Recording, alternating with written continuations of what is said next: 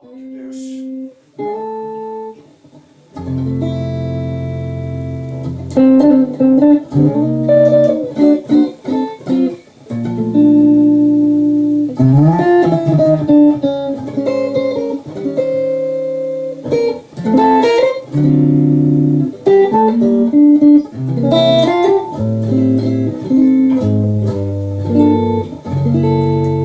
So many different styles. Check out Guitar George.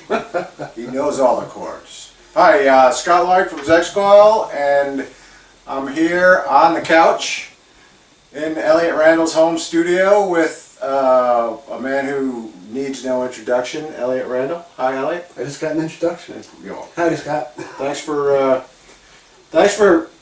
letting me do this. I cannot thank you enough. It's my pleasure for because, joining me. as you know, I'm a fan of yours and what you do. So I appreciate that, and you know, it's one of the single best things that's happened to us. Frankly. indeed. It really is. I guess maybe a good opening question is how did you come to play the guitar? What really attracted you to the guitar? Okay, it's a loaded question. I'll give you a loaded answer. Sure. I started playing piano at 5. Mhm. I had an absolutely horrendous piano teacher. Mhm. That where if you held your hand wrong on the keyboard, she would take out a 12-inch ruler and go whack. Old school. So it's a wonder I made it as far as I did. Mhm. I took a couple of years worth of lessons and then ditched it. Mm. And by the time I was 9 and a half, my dad brought home a Mhm. cheap Stella guitar. Mm. And I took to it right away. Mhm. It was like, whoa, I love this. My parents both being music enthusiasts. My dad Mhm. was actually a pro alto player for quite a while. Okay. My mom was a amateur concert pianist. Okay. They both really supported my lust for the instrument. Mm. So they sent me to my first teacher. Mhm. I was living in Queens, New York. I wound up in the garage of a guy called Bill Syker, a name that most people won't recognize. But you would recognize his work because, unbeknownst to me at the time, he was also a studio musician. Mm. And he was teaching just for probably spare change and, Mhm. you know, there's nothing like teaching anyway. I still teach. I mean, the best way to learn is to teach. So Bill was my first teacher, and he must have been really good. I'd love to say I remember more about the experiences than I do, but I don't. Mhm. But I know that for a little 9-year-old kid playing on a Stella guitar, you know, the strings are like, you know, cheese graters. Yeah. So he kept me moving through the most difficult of periods, and I was able to get a start. By the time I was about 10 and a half, we moved into Manhattan, and it was practical for my parents to change teachers since they weren't that mobile. And they sent me to a guy called Roy Smeck, Mhm. who was born in 1900. Wow. He was called the Wizard of the Strings. He played guitar, uke, lap steel, banjo, and he was magnificent. I mean, he wasn't only a great teacher; he was also a wonderful musician and a wonderful entertainer. He was a vaudevillian, Mhm. and he taught me all sorts of crazy stuff that kept my interest going. You know, I said, okay, kid, I'm going to teach you Malagueña. Okay, cool, I'm learning this great stuff, you know, and then guitar boogie shuffle. It just really made me a happy camper. Yeah. I studied with him for about 5 years, and by that time I would have been, 15, 16. And of course, when you get to be that age, you know it all. So I didn't need a teacher anymore, so I thought. So I stopped. And not long afterwards, I wound up being in a band. The rhythm guitar player was a really killer jazz guy. And he said, you might want to see my teacher. Oh, who's that? Sal Salvador. And Sal was a name really from the 40s, 50s, and 60s. He used to play a lot of big band stuff. And he was the strictest of all of my teachers. He'd go Without the through, ruler, though. without the ruler, exactly. He had a sense of humor. But you know, you go through a whole set of scales, and if you hit the next to the wrong note, next to the last note wrong, right, start again.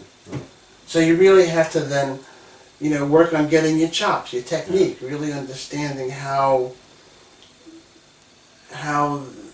the parts of your body that serve to function, to play the instrument, work best. Sure, yeah. And I've been able to synthesize all three of these teachers now into, when I teach, I use some of their materials, I use some of their actual teaching books, and sayings that sort of become de rigueur.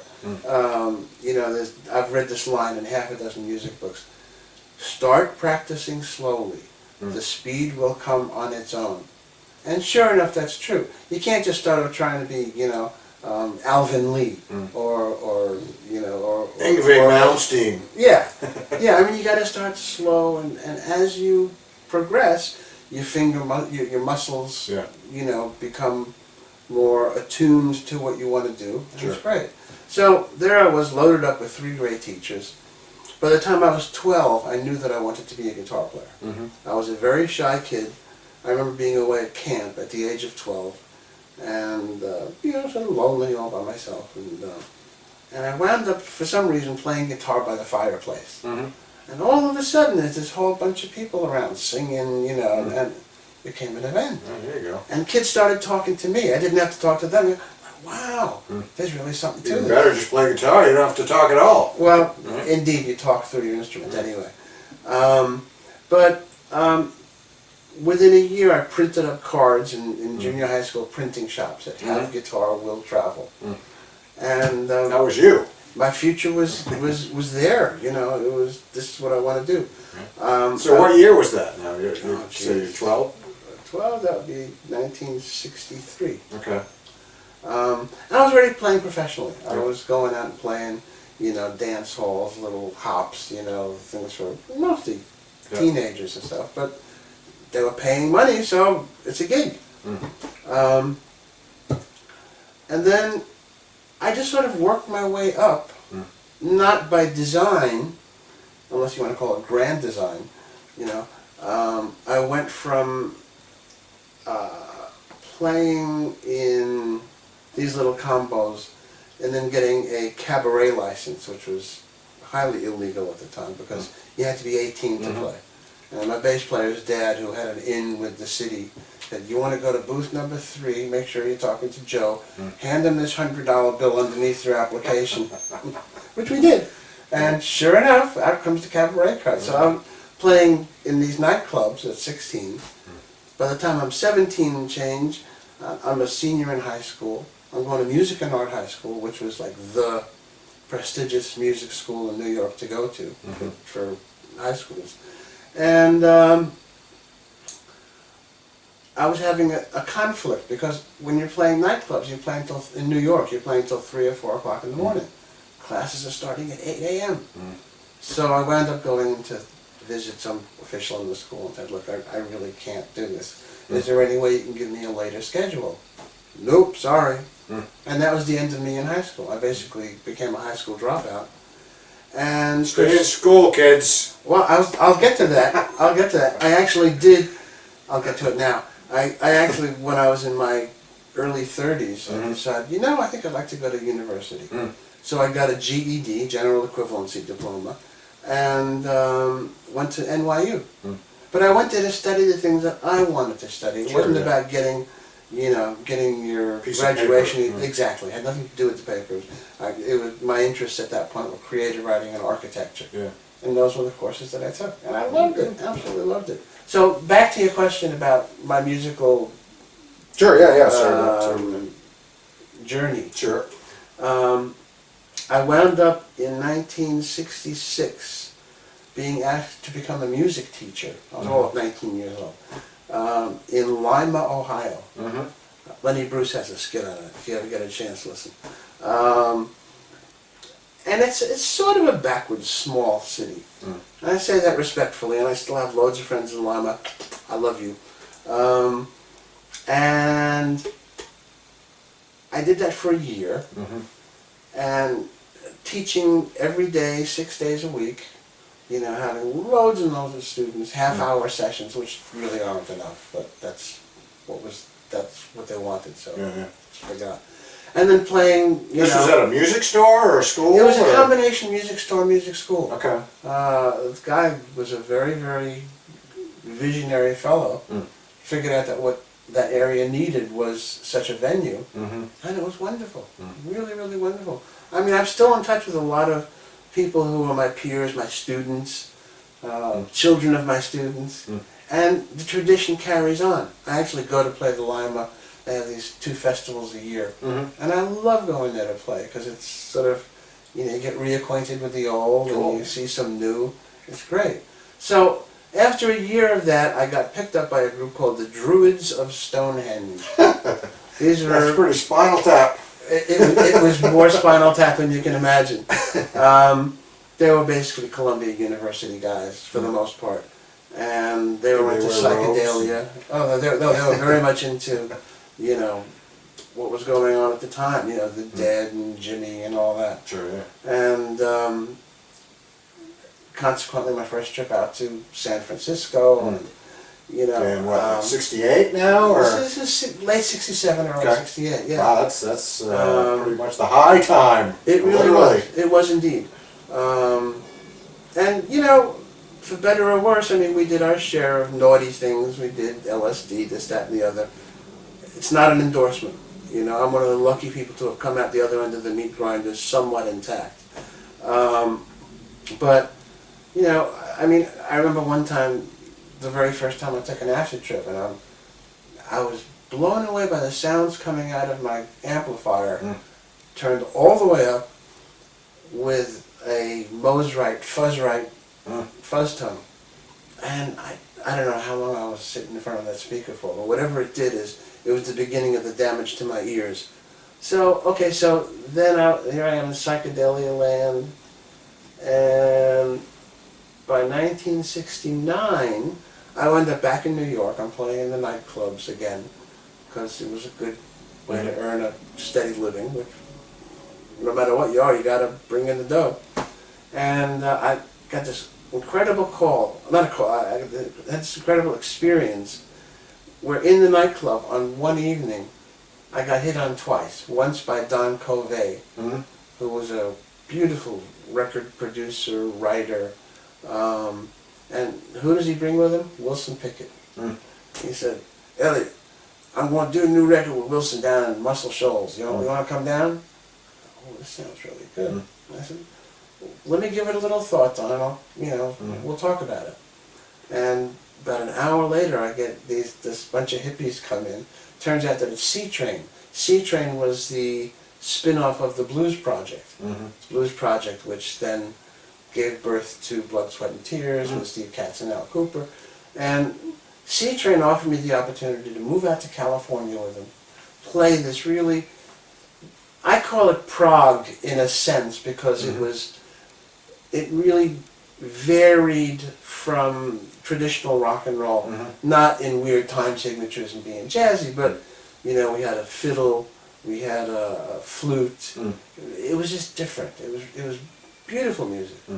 So I spent about 8 months with them. We tried to produce our own record, and that was when I learned that sometimes self-production is not a good idea. Here's 5 guys, we're producing ourselves, which means there's 10 hands on the recording console at all times. Once the But you bass needed 10 hands sometimes back then, because well, you didn't have the they'll automation. confuse, that's right. But this wasn't one of those things, it just didn't work. So I decided it was time to go back to New York. I left the band. Interesting story here.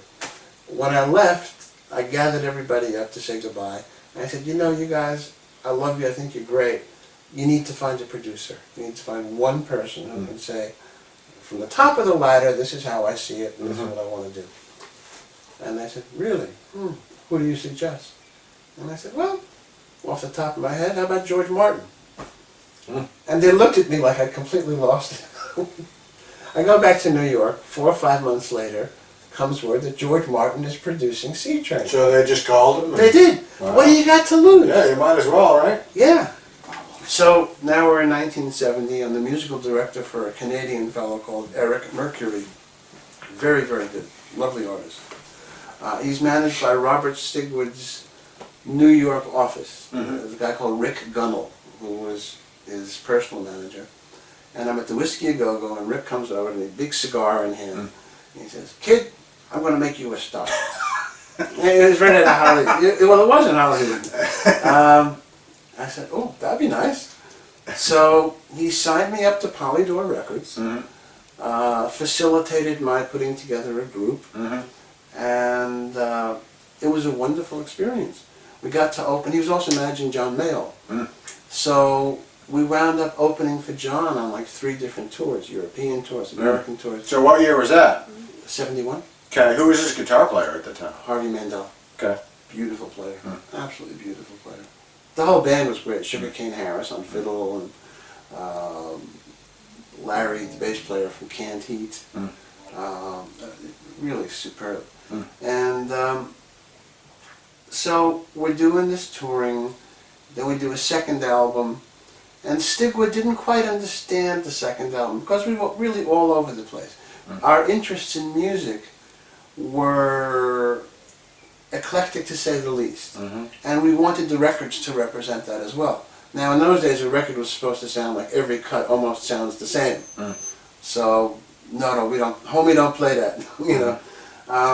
So we did it. I think the management company kind of figured out, oh, what are we going to do with these guys? And at this very same time, they wound up purchasing the rights to Jesus Christ Superstar. So they bought Andrew Lloyd Webber and Tim Rice, and they're getting ready to open a Broadway show. That's what we'll do with Randall's Island. They're all consummate musicians. They all read, blah, blah, blah. We'll put them in the pit. So we were the official band for Jesus Christ Superstar. And it was a very, very interesting experience. It was interesting on several levels. One of them is we'd never done Broadway before. And Broadway, with rare exceptions, is the sort of gig where you have to play the same music, exactly the same, every night, so that you don't throw the actors off. It's a cooperative venture. Hair was the only show I ever did that where they just let you do whatever you want. Fantastic. Anyway, after a year of Superstar, I'm saying, you know what? Not only am I a secretary, I'm coming in the same every night and typing the same letters. I got to get out of here. So I took my leave, went out to LA. Steely Dan was forming.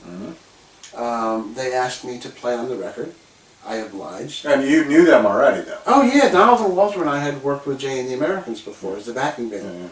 So we have quite a long history. And then they asked me to join the band.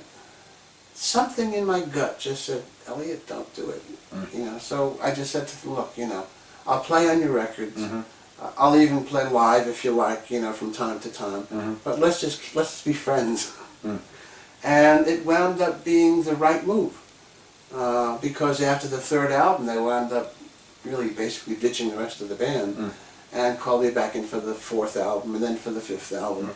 So, and to this day, Donald and I are friends, and I miss Walter dearly. You know, he was a great dude. And I do too. and life goes on, you know. But there's all these unexpecteds that come up, and it's our job as players and entertainers to try and figure out what the best route to take is. Sometimes we'll take the wrong one. That's okay. You know, you still got the rest of your life ahead of you, so it's all right.